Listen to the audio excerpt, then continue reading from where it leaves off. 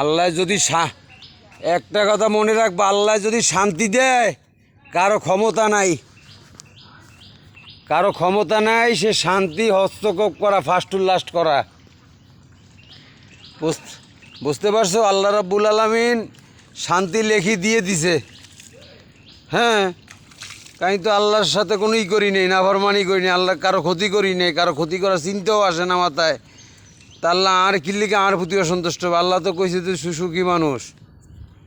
কারণ আমি তো কারো ক্ষতি কামনা করি না, কারো ক্ষতি হোক এটা করি না, এমন কিছু করি না। আর তো দিয়ে দিছে যে তুই যতদিন বাঁচবি ততদিন তোরে আমি দিয়ে দিলাম। আর এমডিকে নেওয়া লাগবে না তো, কারণ আমি তো এখানে যে বসে আছি এমডিকে খাও আর ঘুমাও, ঘুমের থেকে উঠেই পাবো দেখবা তোমার চাকরি ঠিক। এর সে সুখ আল্লাহর কাছে আর কি, এটা তো শুকরিয়া আলহামদুলিল্লাহ।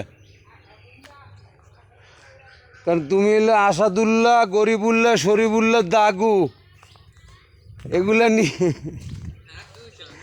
হাকু সোনেহালি এগুলো নিয়ে থাকবা।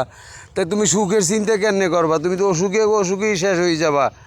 তুমি ল্যাংনা মালিকের চিন্তা করতে করতে তোমার কাম ক্লিয়ার।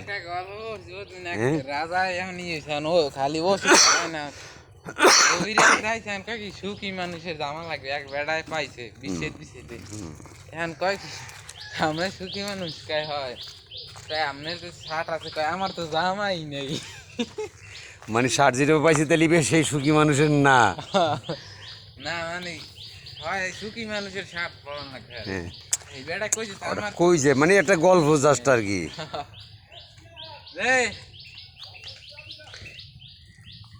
কই যাবে?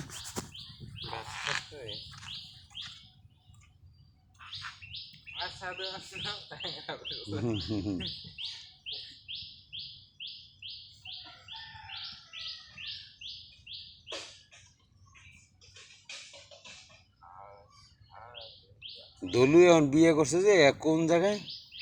এই যে আপনার এই যে আর এসেন না কে রে?